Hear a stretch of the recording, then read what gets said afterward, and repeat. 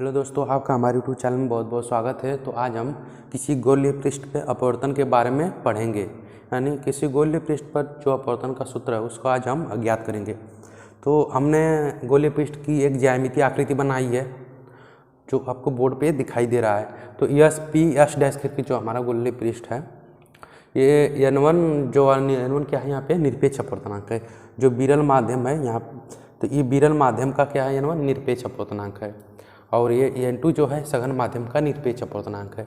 तो ये जो हमारा गोलीय पृष्ठ है, ये विरल माध्यम और सघन माध्यम को यहाँ पे अलग कर रहा है, यानी इन दोनों माध्यमों को जो हमारा गोलीय पृष्ठ अलग कर रहा है। तो जो यहाँ पे हम देख रहे हैं कि जो रेखा जो यहाँ पे से एक प्रकाश किरण जो ध्रुव के बिंदु, जो हमारा ध्रुव है, जो गोलीय पृष्ठ का मध्य बिंदु से होकर गुजरी है, इसे हम मुख्य अक्ष मान लेते हैं। तो यहाँ पे एक बिंदु वस्तु वो है जिससे जो हमारी जो आपतित किरण जो गोलीय पृष्ठ के बिंदु ए पर अपवर्तित होकर अभिलंब की ओर झुक रही है। यहाँ पे अभिलंब की ओर झुक रही है। जो N और C क्या है, हमारा अभिलंब है। तो हमारा जो अभिलंब है हमेशा गोलीय पृष्ठ के लंबवत है। यदि हम यहाँ पे एक स्पर्श रेखा खींचें, इस पर एक स्पर्श रेखा खींचें तो क्या होगी, इसके लंबवत होगी। तो हमारा क्या है, जो अभिलंब है दोनों माध्यमों को अलग करने वाली सतह होती है, उसके हमेशा जो लंबवत जो रेखा होती है उसी को हम अभिलंब कहते हैं। तो हमारा जो क्या है, यहाँ से आपतित किरण गोलीय पृष्ठ के बिंदु ए पर अपवर्तित होकर अभिलंब की ओर झुक रही है। जैसे जब अपवर्तित होने के बाद जो हमारी अपवर्तित किरण है वो मुख्य अक्ष के जिस बिंदु को मिलती है उसको हम आई मान लेते हैं। जो बिंदु वस्तु ओ का आई जो हमारा प्रतिबिंब है।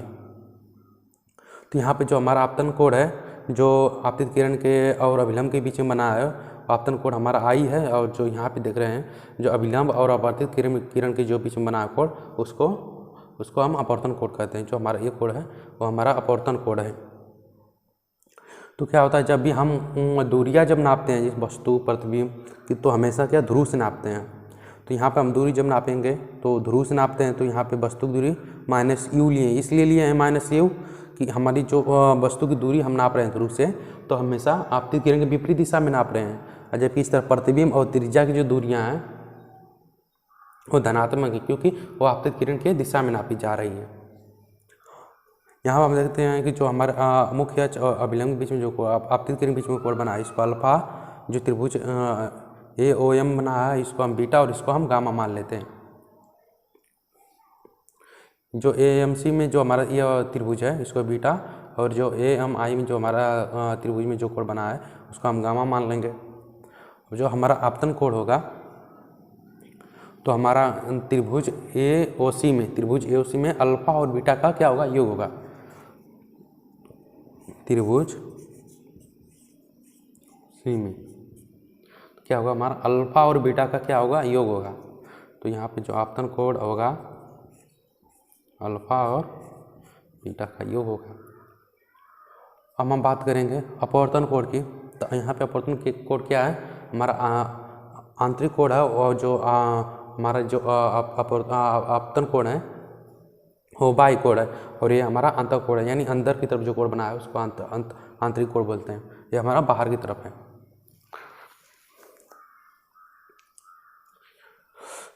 तो आप यहाँ पे देखते हैं, तो इस स्थिति में क्या होगा, जो हमारा अपवर्तन कोण की अपेक्षा हमारा आपतन कोण क्या होगा, बड़ा होगा। यहाँ पे हमारा अपवर्तन कोण की अपेक्षा आपतन कोण हमारा बड़ा है।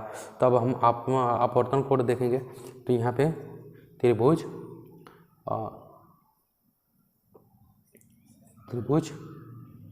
AMI तथा ACM तथा AMI में देखेंगे। त्रिभुज ACM तथा AIM,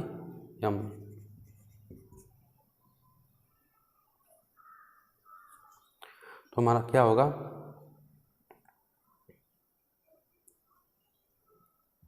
कोण R जो होगा अपवर्तन कोण बीटा और गामा का क्या होगा, अंतर होगा। कोण बीटा और गामा का अंतर होगा। यानी त्रिभुज AMI में देखेंगे तो जो हमारा अंतर कोण बना है, कोण बीटा और गामा क्या होगा, अंतर होगा।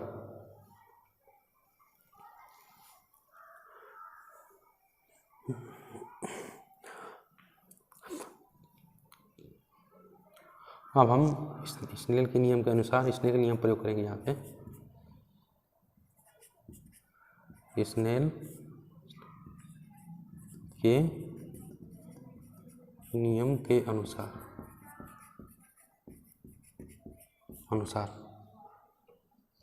तो साइन आई और साइन आर बराबर n2/n1।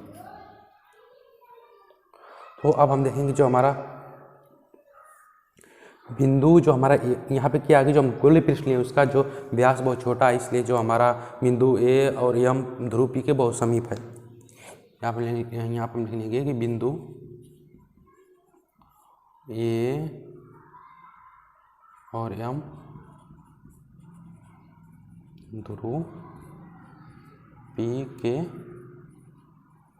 बहुत समीप है। तो बहुत समीप होगा इस कंडीशन में जो हमारा जो आई कोण होगा और जो आई जो आपतन कोण था और अपवर्तन कोण बहुत छोटा होगा। तो जो हमारा आपतन कोण तथा अपवर्तन कोण बहुत छोटा होगा, बहुत छोटा होगा, बहुत स्मॉल होगा। तब हम साइन आई को आई और साइन आर को हम आर लिखेंगे। साइन आई को आई और साइन आर को आर लिखेंगे। इसको हम जो त्रिभुज एओसिम इसको हम समीकरण 1 मान लेंगे और इसको समीकरण 2 मान लेंगे।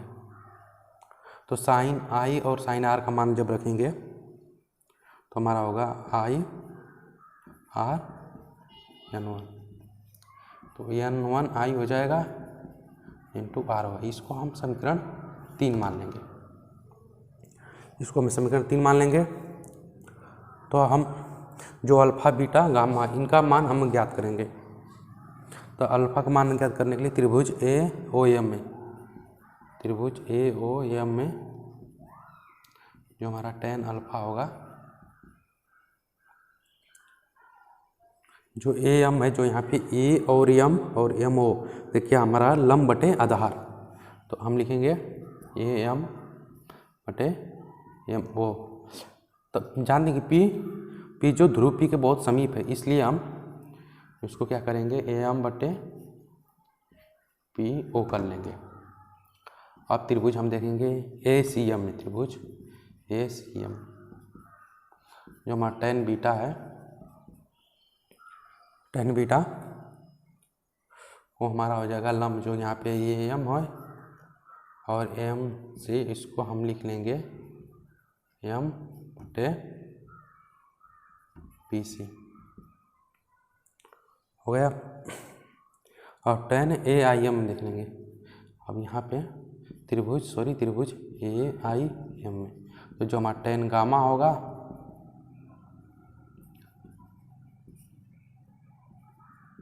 इसको हम लिख लेंगे PI। अब हम इन सभी अल्फ़ा और जो tan अल्फ़ा tan बीटा सभी मानों को समीकरण 1 और समीकरण 2 में रखेंगे। तो अब क्या ये पहले आपको बताया कि ए और पी ध्रुव पी के बहुत समीप है और इसका व्यास भी बहुत छोटा है। तो इस स्थिति में क्या होगा, जो अल्फ़ा जो कोण होगा बहुत छोटा होगा। तो इसलिए हमको tan अल्फ़ा को अल्फ़ा और tan बीटा को बीटा के बराबर कर लेंगे और tan गामा गामा के बराबर कर लेंगे। समीकरण 1 और 2 में अल्फ़ा बीटा गामा का मान रखने पे समीकरण और 2 में अल्फ़ा बीटा गामा का मान रखने पर यहाँ पर मान रखेंगे तो जो हमारा आपतन कोण होगा यहाँ पे अल्फ़ा का मान कितना है tan गामा। तो यहाँ पे हमारा जो अल्फ़ा का मान है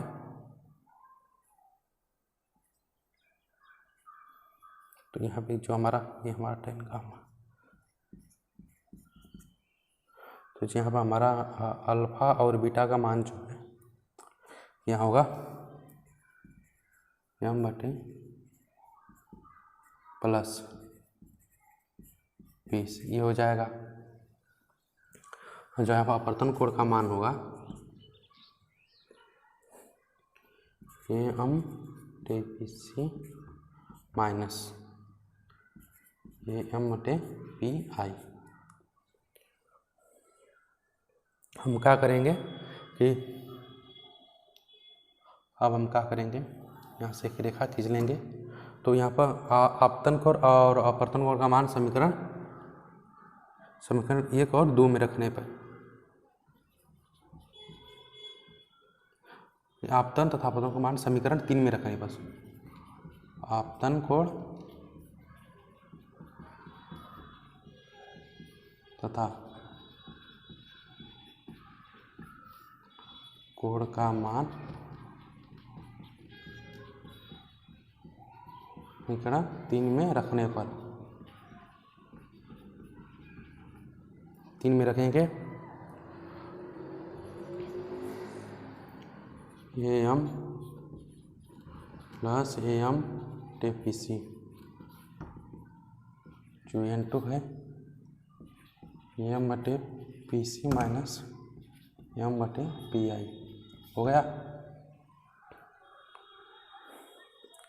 इतना हो गया। अब क्या करेंगे, ये AM से हमारा क्या होगा, ख़त्म हो जाएगा। तो हमारा आएगा जो PO है वो हमारी वस्तु की दूरी है, और जो यहाँ पे PC वो त्रिज्या हमारी है, और हम हमारा जो भी है PI है हमारा भी है। तो यहाँ पे लिख लेंगे PO बराबर माइनस U, PC बराबर R और PI बराबर हमारा भी है। तो मान रख लेंगे N1 minus U plus R N2 minus 1 बटे B।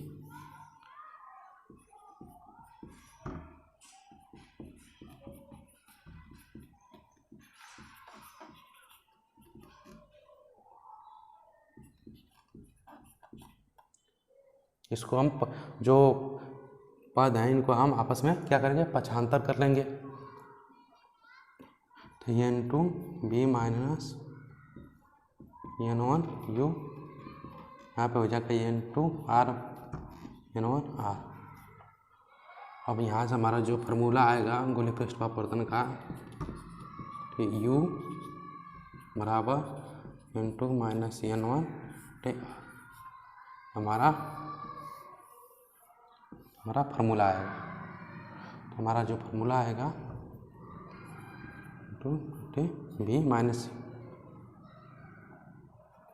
जो हमारा ये फार्मूला होगा N2 बटे B माइनस N1 बटे U बराबर N2 माइनस N1 बटे R।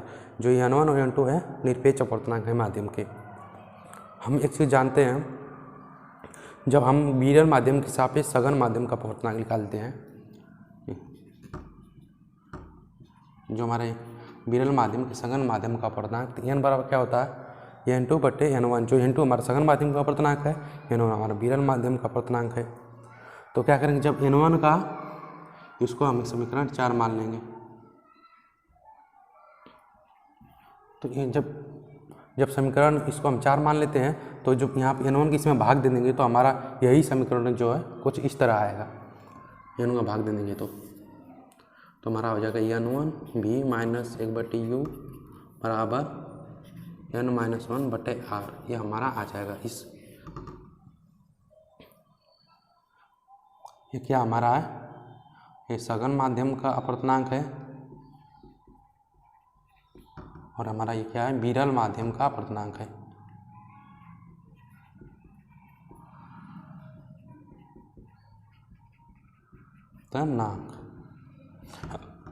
N2 जो हमारा सघन माध्यम का अपवर्तनांक है, N1 जो हमारा विरल माध्यम का।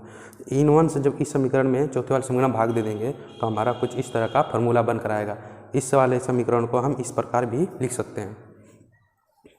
तो मैं आशा करता हूँ आप लोग को वीडियो समझ में आया होगा। जो हमारा आप लोग को जो हमने लेक्चर दिया है आप लोग को समझ में आया होगा। फिर अगली वीडियो में मिलेंगे, तब तक के लिए धन्यवाद।